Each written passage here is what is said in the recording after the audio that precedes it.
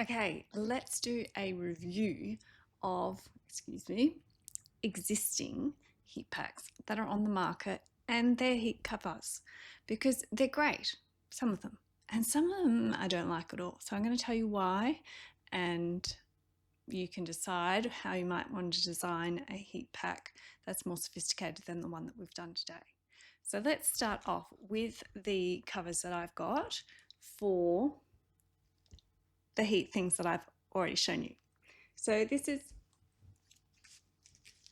a small one. Oh no, sorry, it's a medium size. They come in three sizes. They come in these little tiny little hand ones. They come in this medium size, and they come in a large size, which is very useful for the back. They also come in this long curved type of neck shoulder one. I'm not spruiking anything here. I'm not receiving any kickbacks. This is just my opinion. So I've opted just to use these medium-sized ones because I find them the most useful, and I find that they have the most life in them, because the detriment of these ones is that they break. You might have 3 months in them if you're lucky. So we set them to go again in the pot of boiling water, and maybe that helps break them down. I have heard people say put a tea towel and line the pot with a tea towel before you, while you're boiling them, and that gives them a bit more life. But they are not long wearing. Okay. The other thing is they can be a bit dangerous if you get unlucky. So I had one that I was trying to do in the middle of the night. It was dark, and I decided why bother opening my eyes while I was doing this, fortunately, because I can't see in the dark.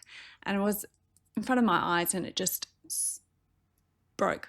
It just spurted all into my eyes in the middle of the night. So that was not fun at all. And that will, because it's a chemical heat up mechanism, it will actually heat up on your skin. So I had to do it a bit of an emergency midnight operation. Anyway, back to the heat pack things. I like this. This side has got, you can see those little dots, reflective dots. That's quite a thin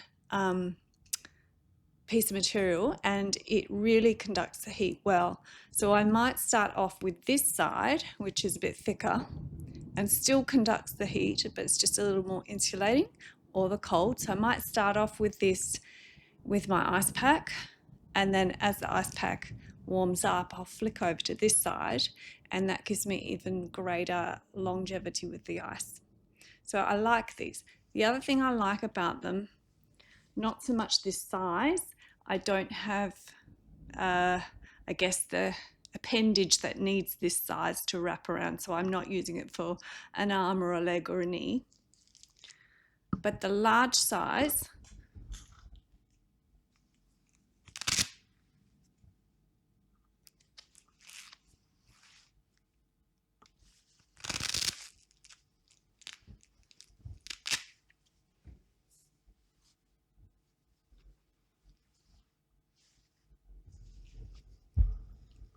so the large size wraps beautifully around your waist.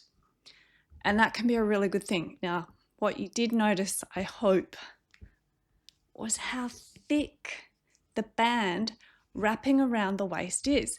Now, engineering wise, that's really important because you're supporting that,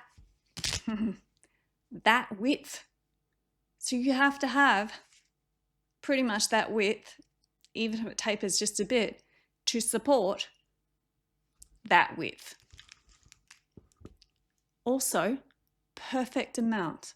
I went through the two sides of it. Perfect amount of insulation, not too insulating.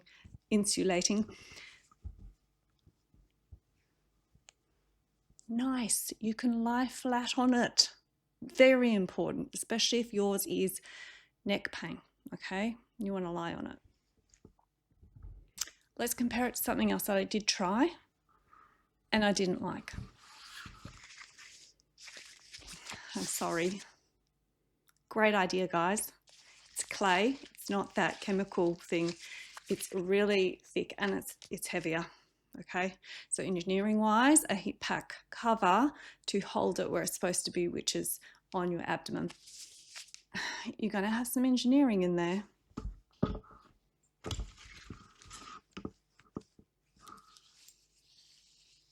No engineering. I guess if you're standing upright,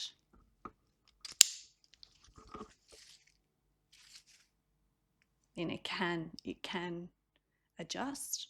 I guess that's a good thing. I guess if you're standing upright or you're lying flat on your tummy, on your back with your tummy in the air, that would be okay. But it's not, there's no wrappability to get that curved around and flat around your body part. And you really want it contacting to get the heat or the ice to do its job. You can't have this flapping around in the wind. Not that it flaps around in the wind, but it is not as effective as that other one. Okay, it looks cool. This, I think it's about 1 centimeter thick. Okay, it feels, very beautiful and plush, but I guess you don't have that bit against you. You would never get any warmth or heat from that because it's way too insulating. This bit you can get the heat through, and that's where it's designed to be against you. But the bulk of that means you can't do certain things. So if it's going to be you needing to lie on it, you can't do it. It's too bulky.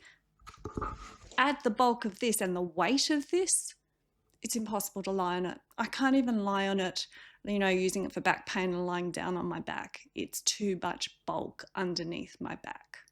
So I guess this was designed for a specific purpose. It's not as multi-use or as effective, in my opinion, as my other ones. It probably has more life.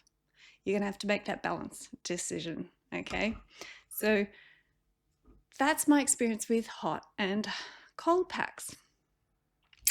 I do this winter, or have also tried a plug-in heated, what do they call it? Like a little heated rug. And I'm using that to sit on a chair or to lie down on my mat. And that has been very effective because I like very hot. By the way, that one, I can't get it hot enough, okay? That's the other problem I had with that one. So there are several things you've got to think about. You've got to think about where it is you want to use it and how many uses you need. I kind of need a lot. Weight, thickness, conductibility of the heat or the ice, engineering of the strap. Is it really going to be comfortable to wear and wrap to get that conducting of the ice or the heat? There's a few things for you. I hope that helped, and I hope you find yourself a really great ice, heat, cover, pack, whatever it is you need. So until next time, enjoy your comfy life, and I will see you then.